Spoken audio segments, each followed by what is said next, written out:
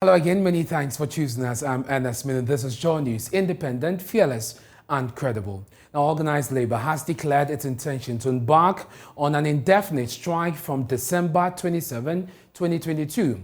This was made known by the Secretary General of the Trades Union Congress, TUC, Dr. Yalban, during a press briefing on Monday. He explained that the strike is due to government's decision to introduce a debt exchange program.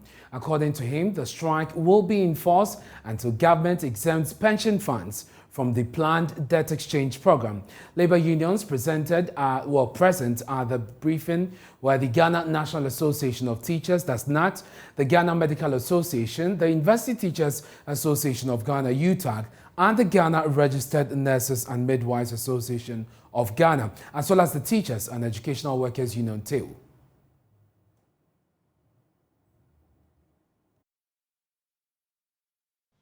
You may recall that exactly 1 week ago, we said we were asking government to exempt us from the debt exchange program. We sent the letter and we told the whole world that if government doesn't do that, we will advise ourselves. Today, we are here to tell you the advice we have given to ourselves. Yes. And that advice is very simple. We have decided, all of us together, that because government has refused until today, by midday of today, to grant us our request that all pension funds, and we are not exempting anything, all pension funds must be exempted from the domestic debt exchange program. We have decided firmly that all workers of Ghana are going to strike on the 27th of December. And we will be on strike until our demand has been granted. And the demand is simple, that all pension funds must be exempted from the debt exchange program.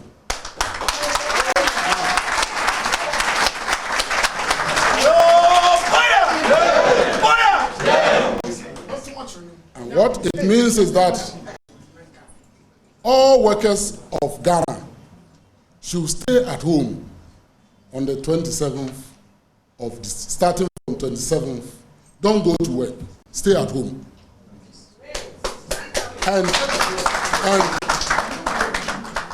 we will stay at home until we hear publicly that government has exempted all pension funds from the domestic exchange program.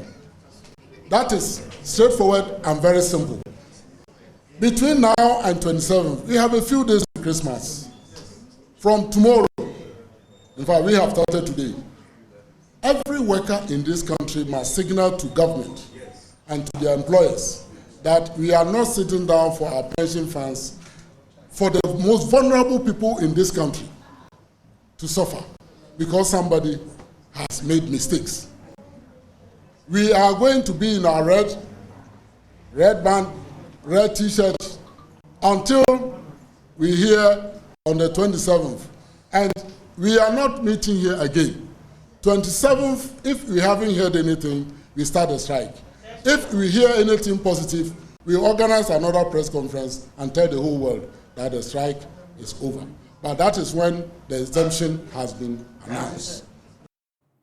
Let's go to the phone lines now and speak to Angel Kabonu. He's president of NAGAT. Mr. Kabonu, so I just heard the TUC Secretary General say that they are hoping that you are actually hoping that between now and the 27th of December, you hear something positive from government. I'm wondering if you've officially written to government about your displeasure with pension funds being included in the debt exchange program.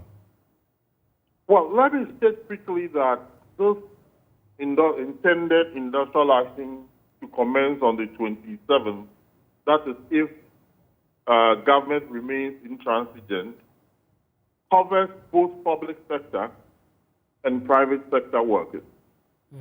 Because all public sector and private sector workers, including you, pay tier 2. And all our pensions will be affected if the debt exchange program covers our pension. Secondly, 1 full week is enough time for government to review or revise the situation, not including pension funds.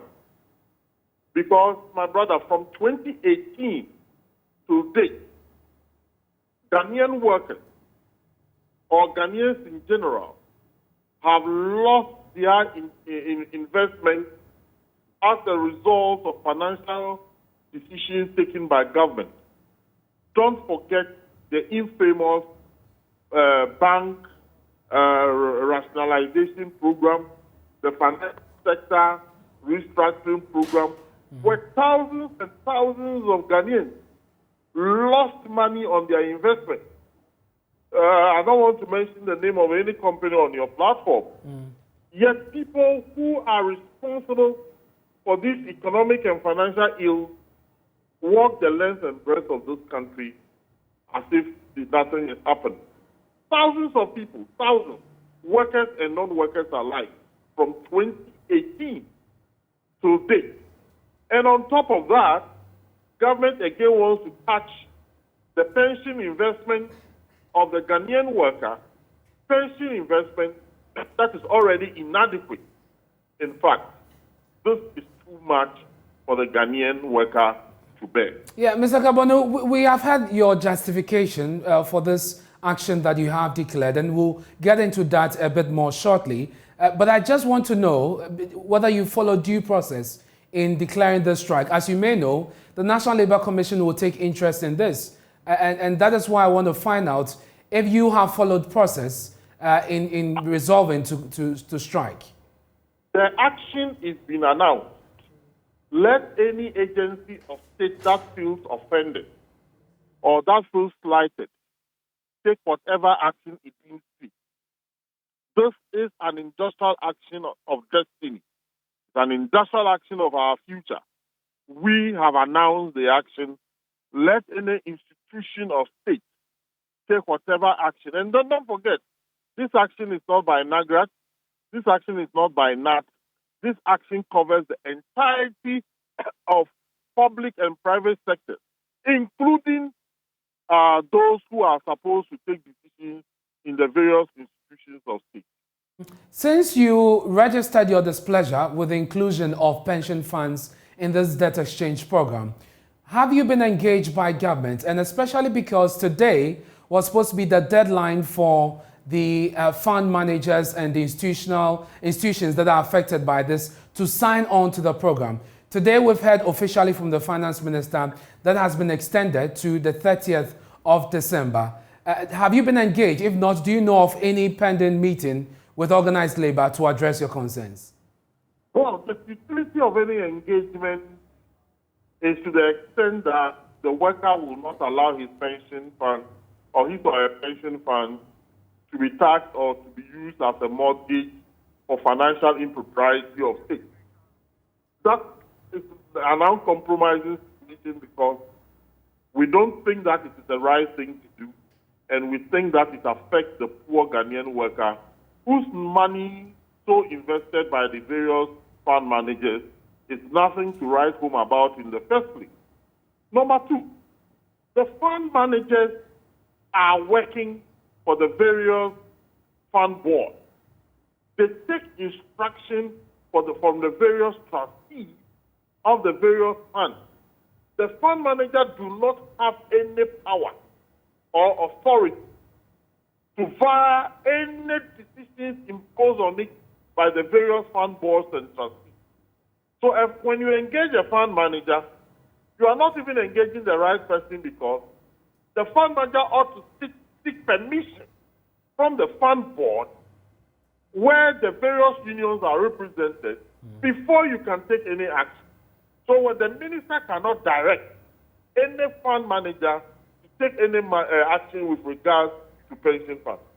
Right. Mr. Kabonu, I'm grateful for your time on this issue. We'll see how this pans out. But we are joined by Madam Perpetual Oforiampofo, who is president of the Ghana Registered Nurses Association of Ghana. Madam, thank you very much for your time. You are an essential service provider, Is this enough basis? And that's not to discount that issues regarding your pensions are very important, but this is something that can be resolved. Why do you need to embark on this strike action to further worsen the plight of the Ghanaian who is already reeling under the harsh economic condition?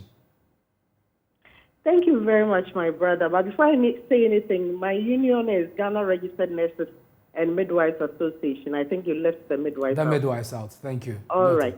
So to answer your question, let me say that you know the struggle we've been on since this issue was announced. Even before the announcement, there was a period where we heard so much, oh, there will be haircuts, there will be no haircuts, and all of that. And we have said it. My union, other health unions, the forum, organized labor has now issued a statement. It all tells you that the issue at stake is there. We are working now. Now we have the strength to work. We are working. We are taking our salary. But we are fighting for our future. A future where, by which time, we will not be too strong to even fight. By which time we will no more be working. That is the future we are fighting for. So when we say that pension funds should be exempted from this debt exchange program, we are only looking at the fact that as workers, we need to safeguard our future. And to be frank, yes, we are essential workers. And that is why when some of us are also speaking about these issues, it should be taken seriously. When we go on strike, we are never too happy about it. We are never happy about it. Because whatever strike it is, or whatever industrial action it is, sometimes it comes back to hurt we ourselves. We have families. They also seek medical help from the hospitals. But this is something we have to do. It is very necessary.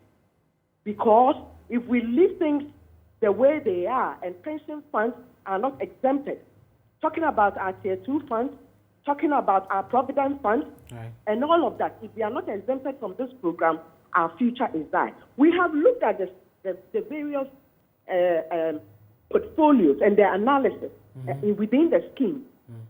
And in fact, we are going to lose millions of cedis that when you break it down, it would have gone to the ordinary worker who is sacrificing and working for Ghana, hoping for something good in the future. And mind you, already pensions are not the best in Ghana. They are not the best. So come the 27th, you and your members will not be at post to take care of the people of Ghana. Come the 27th, you and your members all across the country will not be at post to deliver health care to the people of Ghana. From the look of things, yes, exactly that is what is going to happen. If we don't get government coming out to pronounce that they are exempting pension funds from this program, then that is where we are going to get to. Well, we do hope that government will engage you before the 27th, and we'll be back here to talk about it. I'm grateful for your time. That's President of the Ghana Registered Nurses and Midwives Association of Ghana, Perpetual Foriampofo. You are in danger and will face real cases. Ominous warning to NPP moles within the opposition National Democratic Congress as newly elected General Secretary Fifi Kwete warns his administration will launch a mole onslaught. It's a view that one of the things you also need to do, that the NPP has somehow managed to infiltrate your ranks to the point where they now are able to control some of the outcomes, even within the NDC. Is this something that you're concerned about, or something that you believe it's exaggerated or doesn't exist? And how do you want to tackle it? It's always a case that as you run for elections, your opponents also want to do whatever they can, and one of it is to see whether they can infiltrate your ranks. But I've always believed in one thing, that those who really do the decision, those who take the ultimate decision are the masses. I mean, those who call the millions of supporters that you have. They more than anyone. So the leadership is important, but the voice and the will of the teaming supporters of the party, and those who are sympathizers who want to change, for example, will be the much more important thing. Now, if there is anybody who is in what you call a mole within, that person clearly is going to be in danger, because with the kind of leadership we have at the moment, if you are a mole, you are soon going to be in trouble.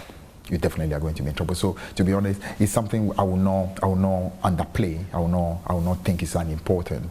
But I will say that the collective will of those of us who want the right thing to be done, and supported by the million of the supporters, is going to make sure, even if you're an infiltrator for the MPP, you're going to be in trouble. What you just said there must send shivers down the spine of moles in your party. You say you're going to be found out very soon because of the kind of crop you have. Absolutely. Absolutely. I mean, my own belief is that with the suffering the people of Ghana are going through, I mean, I don't want to go into the details of the economy, but if you see this kind of massive suffering, the kind of suffering hardship that is going through, if you can still see all that, and because of your stomach, you decide to be a mole to stop the change that is absolutely important for the millions of people, you are going to have a lot of curses on you. And that curse is not even coming from me.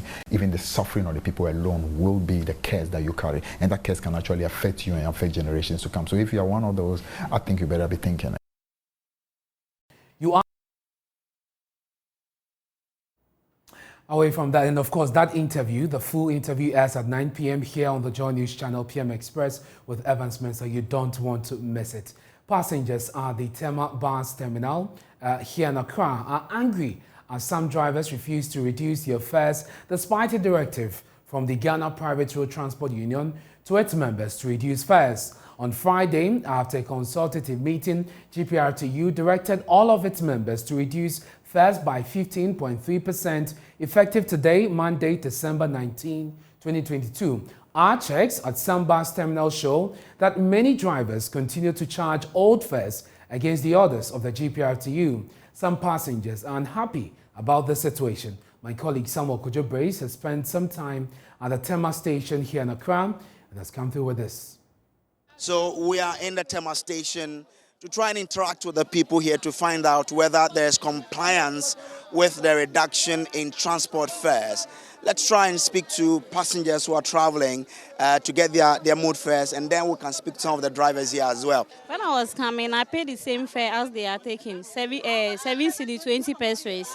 But I've heard they have reduced the transportation, but still yet they are not reducing it. I don't know why. Okay. So what's your expectation once you are going back? Are you expecting to pay same, or you see some reduction?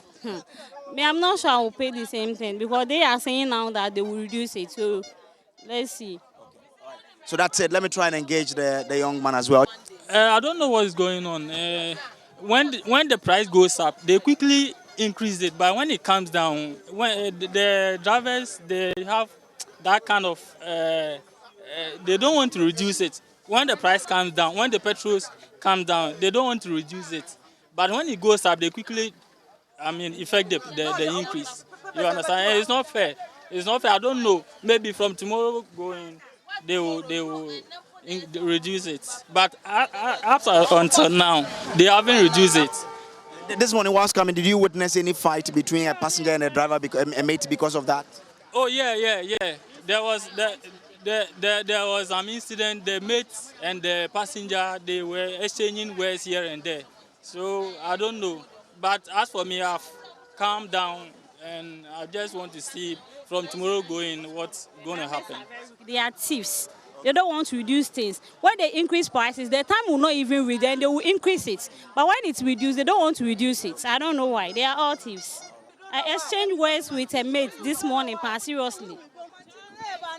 720 muji ya omachi ya kasa ya omachi ya ba 720 ya kasa mo mpene o musi ya this next week o yusu asa o yusu ansa na o yu petrol amasi o role fanisu ya kasa sa homochi ni sa wa ha ahomachi na toko kwa nkanum ndi ye mo fa police bla soldiers bla ya bu o mu pa na mo tututu. So she's saying that this morning they had to fight with mate because they were charging the same fare as they were before the announcement of the reduction. And she's saying that left to her alone, she would wish that the government will bring military men to come and force them to charge the new fares. Transport fares have been implemented in Kumasi with most intercity minibuses, reducing fares by 50 pesos. Love FM's Nana Boache Dankwa Yadom has been speaking with some passengers and drivers on the new fares in this report. So the new transportation fares takes effect today as fuel prices keeps on dropping. Today we are engaging drivers and passengers on how they are coping with the new transportation fares. Be a 5 cities. You call them a filter code 5 cities. They 45. Some of the fares have been reduced. From Tech Junction to Ejiso used to be 5 cedis, but now 4 cedis, 50 pesos. Some complain about the 50 pesos reduction. There's nothing. So by so you because it is be a confirm as we want to buy another anopano. Now I say when you kakra. It is you cool anopa no mode ayinibre say yantete. We only face some difficulties with passengers in the morning, but right after we got introduced to the new prices, everything seems okay. At the moment, the fares has seen a significant reduction. Baby and 35 for the 30. No baby and 38. And it's 35. Scanning at it so put all your need fence big food fencing big band yamanina was those. We are very okay with the new prices. We haven't had any challenges with drivers so far. We are coping very well as prices drop by 50 pesos. Take to Kenya say 95 cities and at Asaba so 50 pesos. And from take to Ejiso. First is 5 cities. Yatiso Abanaba 50 pesos. First from take to Aomaso a promise 5 cities. And also Yatiso Abanaba 50 pesos. So all prices in 50 pesos and then free so. Oh, they say them pay for car no. Yeah, they are ejuma. Yeah, to say for 15%. 15%, you know. We've been told to reduce it by 15%, and we have done so. Our fares from Tech Junction to Santase now stands at 9 cedis instead of the initial 10 cedis. So flying to Masukwa, we used to pay 6 cedis, but right now it's 5 cedis. So I think there's a change. And one cedi reduction, I think is okay, and it's good for me. I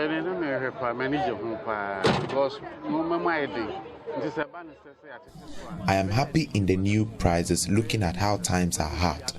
Not really what I was expecting, but it is enough for as long as everybody is okay.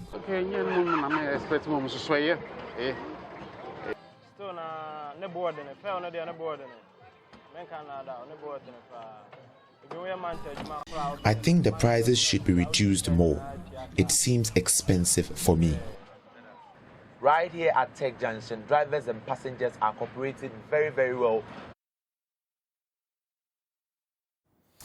Thank you for staying with us here on Joy News Prime. Now, Ghana will head into this Christmas season healthier and better prepared for COVID-19 since its outbreak in 2020.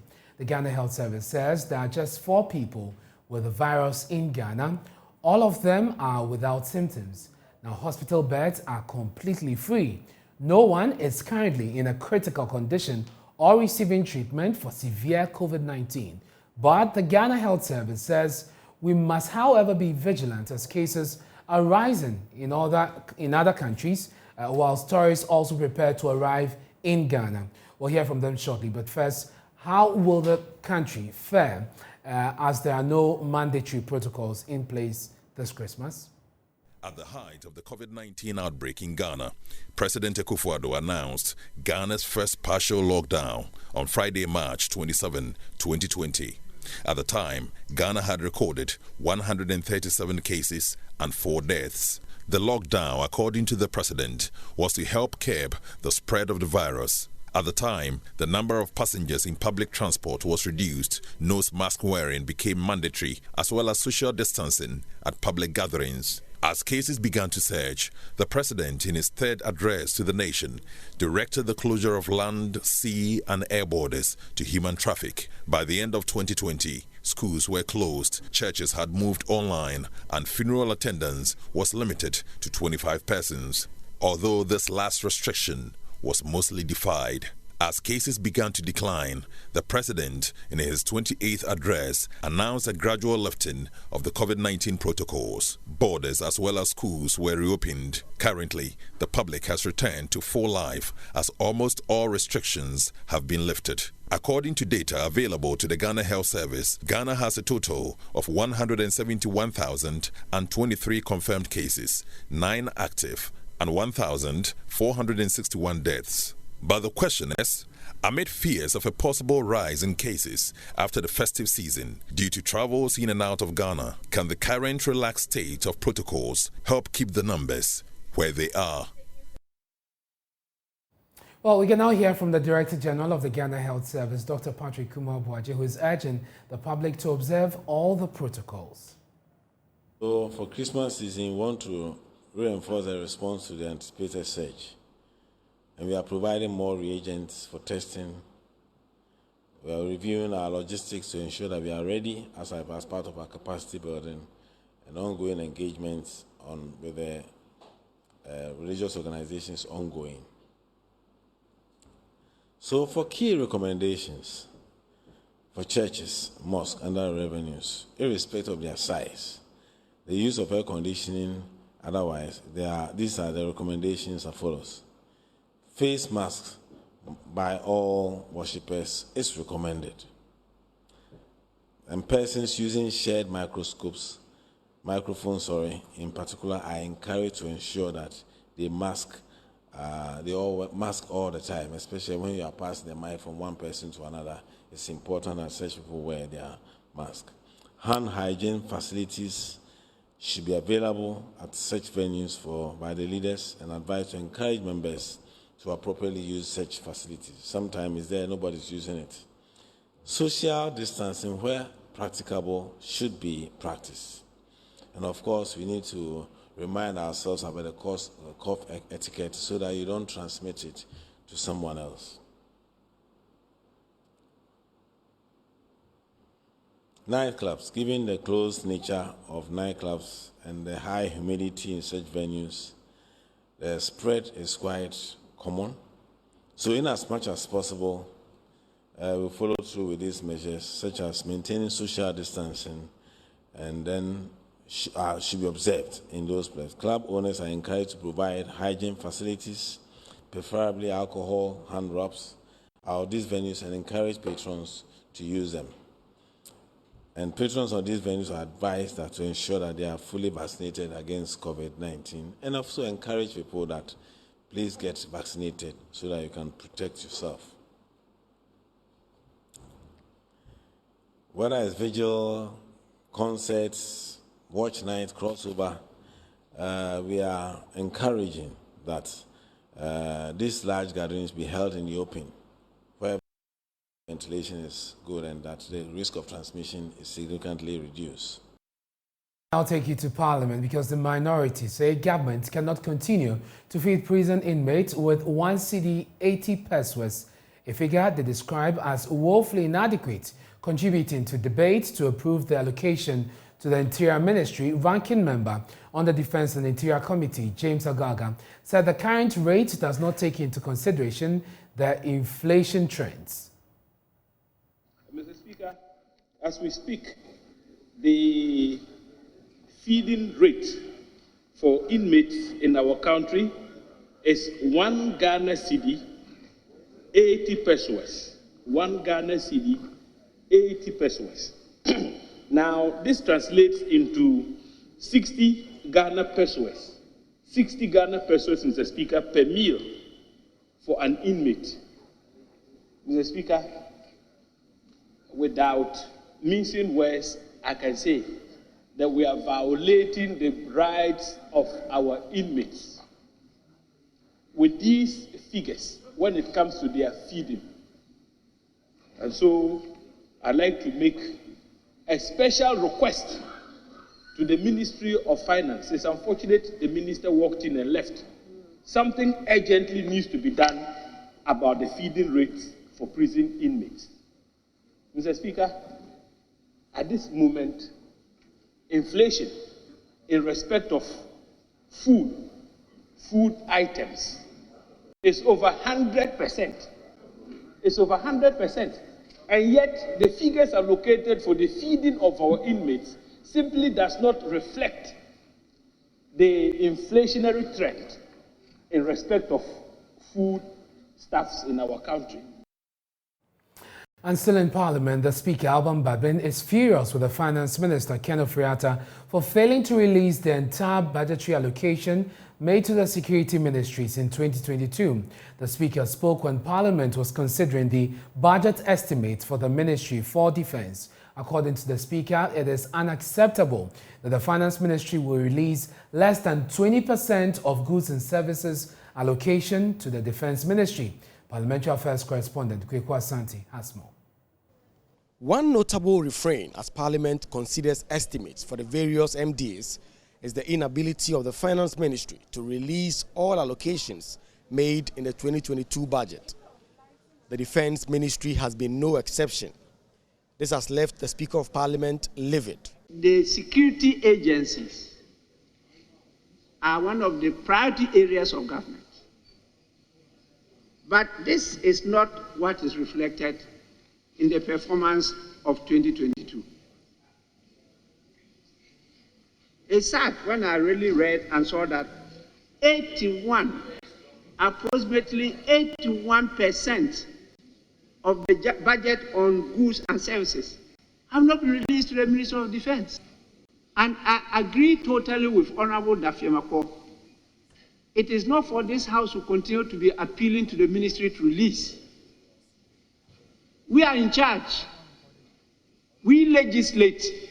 We pass the laws on taxation. They are to implement. If they are failing to do it, we have to take them on. Alban Babin has tasked the Ministers for Interior and Defence to liaise with their colleague Finance Minister to fix these issues, warning the development could impact negatively on the country's peace and security. After increasing the budget on compensation, the others have been reduced for 2023. So you are employing people. I'm not going to give them the tools to work with. Look at the budget for 2023. It has been reduced, both for goods and services and what? CAPEX. So we are going to recruit them, employ many hands, and let them sit in the houses. Meanwhile, we know what is happening. I think there have to be a second look. And the ministers, I'm happy both of you are in. Minister for Interior, Minister for Defense. I can see both of you. I think that you will take this up with the ministry. Some radio presenters say they will not be playing Christmas carols this year. Why? Well, some say they're tired of playing the same tunes over and over again. Some traders in the Shanti regional capital, Kumasi, however, say this is affecting their sales. Love FM's Abigail Osubonsu explores the situation in this report read to you. And you're listening to Love 99.5 FM. Love FM's DJ Ruben is a lover of Christmas carols. He would have started playing carols from the first week of December, and he's yet to drop a Christmas beat on his drive time show. Interestingly, he reveals his listeners have expressed displeasure towards the carols. They believe they are not suitable under the current economic condition. Though we try as much as possible to chip in some Christmas carols along the line. Monday, for instance, I started my show with Christmas carols, and I asked whether or not people are ready for Christmas, and they told me they are not ready. There's no money in their pockets for Christmas. And so what is the essence of playing the Christmas carols? Back then, right from 1st of December, you get that feel. I mean, we give them that feel on radio. I mean, almost every program playing a Christmas carol or two, you know, doing back-to-back Christmas carols. But due to the economic hardship, it feels a bit awkward. For Akan radio stations, they would normally depend on Christmas song releases from popular musicians to spice up the season. This is, however, missing nowadays. Ishwa FM's DJ Asanka Deboyosman explained the zeal for the season has dampened due to the lack of new Christmas songs to kindle the moment. For the past 22 years that I've been in the media industry, at first the zone was there, but nowadays it's dipping. But at first there were some of these artists, high-life artists, playing music for the festive, like Kechi Kwame Appa. Every year he release a song so that we the presenters would like to play. But nowadays it's not like that. And apart from that, you know how things are going nowadays, so it's not easy. And once you don't have it, you can't play. Someone may even say that you have to play the old ones, but most of you the presenters, we want new music or new songs so that we can play. The Christmas season is often characterized by heightened sales and purchases in the central business district of Kumasi. The situation has impacted the Christmas market. Madam Esther is worried. First, ye bedi bronya, ye see bronya busumina, mobate se Christmas chorus ne bossa, bebe fabia, uti Christmas chorus, mobate, Mary born the Jesus Christ, yes, and say no anywo, mummo. Oh, and many pa adwene enkoso se bibi eba. Other traders are, however, hopeful patronage will pick up in the latter days to Christmas. The park has from 17 Fukon, and I near Tonica and my but now the Umbusa, and one year say, welcome, and this year so price no Ecoso, and Jamanotono, Ayakaka, but you're heading a me. And it's time for the business segment here on Joy News Prime with me, Beverly Broom. Now to our first story, a financial analyst has described as a rash decision the government's announcement of suspension of all debt service payments. The government announced suspension of all debt service payments under certain categories of external debts pending an orderly restructuring of the affected obligations. The suspension will include the payment of Eurobonds, commercial term loans, and on most bilateral debt. But speaking earlier on the marketplace, financial analyst Dr. Richmond Etuahene said the government should have waited for the implementation of the domestic debt exchange program after extending the deadline for institutional bondholders to sign up to the facility to December 30. The institutions that have credit lines, some institutions have credit lines, in terms of credit lines. Immediately you say it, that they will be cut off. They will be cut off, and if they are cut off, it would affect the external trade. So it's the implication is quite big. But I would have thought that we would have tried to complete the debt exchange, the domestic debt exchange, and before we go and do the pre-default, so that we could negotiate with them very well for the haircut or whatever they were talking about. I don't have a tap. There's no two ways about that.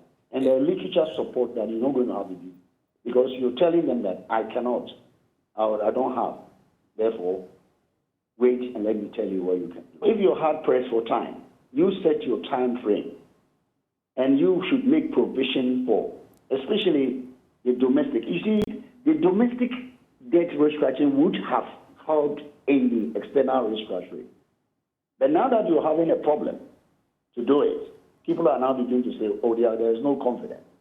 I would have thought that we have a lot of time. We had time from July up to today.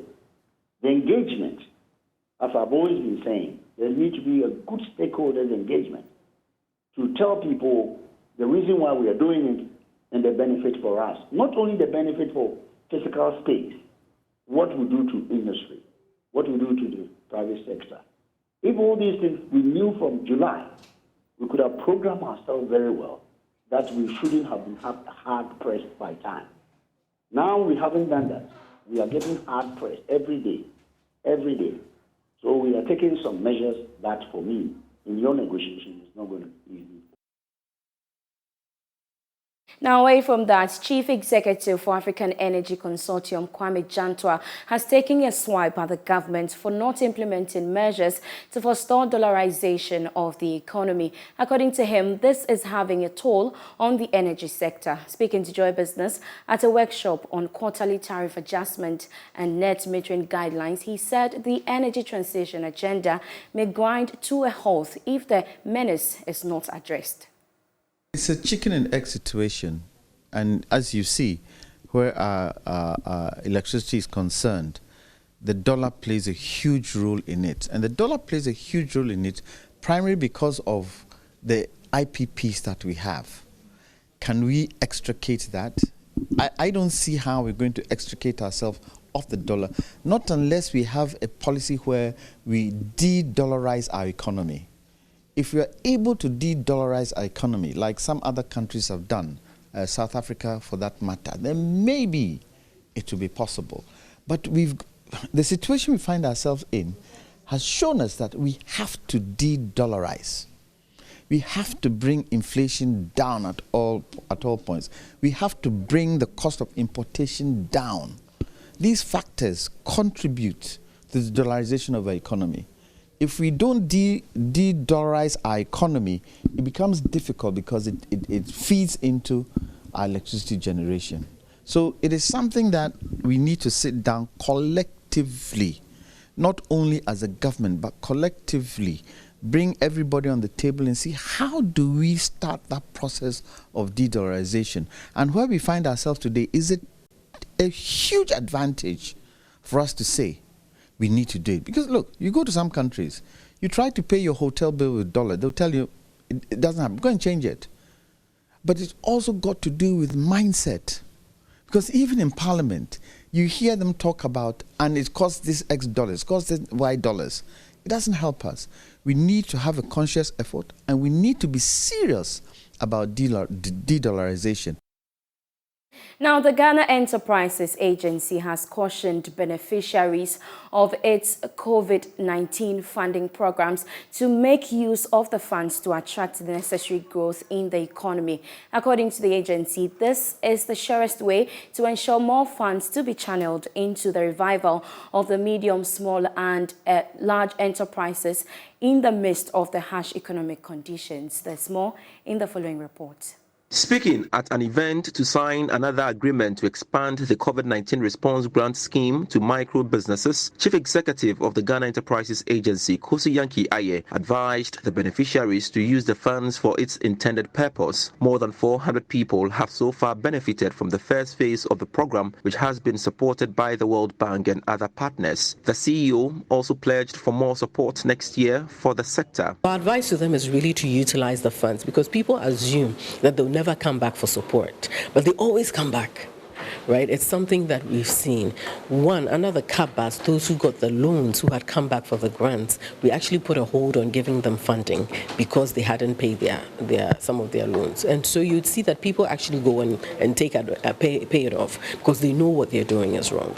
There are also those that will say that, oh, me I didn't help. There are some who genuinely have challenges with their businesses, so that's fine. But there are those who also might misuse the funds, which we try to stop. And so we advise them, use it, because this project doesn't end here. Next year, like I mentioned, in the second week of January, we're going to roll out a major program, and that intervention would also expand and grow businesses. And if we're going to do that, and you haven't utilized your funds properly, then you're not going to really benefit and support to grow your business. So if you're serious about growing your business, this is a time to take advantage of the various interventions. She, however, noted that despite challenges in retrieving some loans from the sector, the agency is working to retrieve the monies. Because some businesses will not do well, some will also do well, and all that comes with it. But we are collecting as much as possible. It's important to know that she gave funding at a time when businesses were struggling. And so you have to put that thought behind you or in front of you in making certain decisions. And we're moving ahead and we're doing collections. About 100 MSMEs are benefiting from the second phase grant scheme. And that's all for Business Tonight. For more business news, do log on to myjoyonline.com/business. My name is Beverly Broom, and I leave you with news making headlines on the international front. Yes, his first ever World Cup trophy, and what a way to do it in grand style. But what a game that was on Sunday between France and Argentina, bringing an end to a pulsating, exciting World Cup 2022. But what does the numbers look like as far as the entirety of the World Cup is concerned? Well, in terms of goals, we saw quite a number of goals scored in this tournament. And guess what? 172 goals. And that is the highest we have ever seen in the World Cup, 172. In terms of the number of braces we saw in the tournament, 18 of them, and hat-tricks. 2 hat-tricks were scored by Gonzalo Ramos, and of course, Kylian Mbappe scoring the second ever hat-trick in a World Cup final. impressive, absolutely impressive. Kylian Mbappe and Gonzalo Ramos. Penalty kicks, we saw 23 penalty kicks awarded in the tournament. And of course, we're going to talk about the number of them that were scored. 17 of them were scored and 6 of them were missed or saved. Among the players who were victims of missing penalties, I mean, you talk about Salem Al-Dawsari of Saudi Arabia, Andrea Yu, Alphonso Davies, Harry Kane, Robert Lewandowski, and Lionel Messi himself also missed the penalty. But so the penalty success rate is something around 73.91%, and that's quite interesting. Meaning 7 out of 10 penalties were scored in the tournament, and in terms of own goals that were conceded in the tournament, just two were considered in this tournament. It just means that quite a number of the defenders were quite, up to task and ensure that they were able to deliver. But when you look at the teams, the most goals scored by a team in this tournament was France, and they scored 16 goals in this tournament. And of course, 3 of those were added on Sunday, all from Kylian Mbappe. Now, Belgium, Denmark, Qatar, Tunisia, and Wales were the only teams to have scored 1 goal in the tournament. 1 goal, just 1 they scored in the tournament. Now, in terms of the goals that were considered, the team that considered the most goals is Costa Rica, 11. They considered 11 in the tournament. And in terms of the teams that considered the least number of goals, Tunisia, they considered just 1 and also exited in the group stages. Now, let's stay on the teams, because England versus Iran was the game that scored the most goals scored in a match. 6-2 it ended. 8-goal thriller. Of course, that was fun. Then in terms of the most goals scored in a match by one team, Spain against Costa Rica in the group stage. Very, very impressive performance. The biggest margin of victory is 7 goals. That game between Spain and Costa Rica. In terms of clean sheet also, very interesting. Morocco, they did very well. They had great defensive solidity there and had 4 clean sheets in the tournament. And that clearly is very impressive as far as the tournament is concerned. And they ended up 4th there. Now, the individual laurels. And this is where we got to see the best players in the tournament. Kylian Mbappe, 8 goals. Now, the record in terms of the highest number of goals scored in the tournament stands at 13. And guess what? It's a French player, Justin Fontaine, is the one with 13 goals all the way in 1958 when he scored 13 goals there in the tournament. In terms of the assists that were provided, 3 assists were provided in the entirety of the tournament. The highest were 3, and Bruno Fernandes was in there, Antoine Griezmann was in there, Harry Kane, Lionel Messi, and Ivan Perisic, all of them provided 3 assists apiece. Most goals and assists produced, and even at this stage, Lionel Messi and Kylian Mbappe were at parity. And that's interesting because Kylian Mbappe scored 8 goals and gave 2 assists. Lionel Messi scored 7 goals and gave 3 assists, and that's 10 apiece. Very interesting, isn't it? That in terms of clean sheets by goalkeepers, Yassine Bono of Morocco, 3 clean sheets. Emiliano Martinez of Argentina, 3 clean sheets. And Jordan Pickford of England also having 3 clean sheets there. Very impressive, very impressive. All right. So what does the table look like as far as World Cup winners by country is concerned? Brazil are still top, and they've won it a record 5 times, 1958, 1962, 1970, 1994, 2002. But that's what is interesting. The last time Brazil actually won the World Cup was in 2002. The generation of Ronaldinho, Kaká, name them. To think they actually were not able to, keep a certain momentum of winning the World Cup is quite surprising. They've been runners-up twice, 38 and 78. Now, Germany comes second with 4 World Cup titles. 54 they won it, 74 they won it, 1990 they won it, and 2014 they won it. That's quite an interesting thing about the 4 numbers there where they've won it. And they've come up runners time 4 times also, 66, 82, 86, and 2002. Now, Italy comes closely in 3rd place, still at par with Germany. 4 titles, 34, 38, 82, and 2006. In 1970 and 1994, they came runners-up. But this is where Lionel Messi's nation, Argentina, comes in, because all the while they've had just 2 trophies, but on Sunday yesterday they made it 3. 78 they won it, 86 they won it, and since then, since 1986, that's over how many years? That's over 30, 50 years, right? Or over 40 years thereabout. They were only able to win it in 2002. They came close quite a number of times. 2014 they came close. And of course, Uruguay also in the mix there, won the first ever World Cup in 1930 and 1950 also won it. But since then, they've gone missing. France 1998 and 2018 there. And of course, England 66 and Spain 2010. Will an African country ever be able to win the World Cup? We wait to see. And history will be made one day, definitely. My name is Razak Musbao, and thank you so much for being a part of this.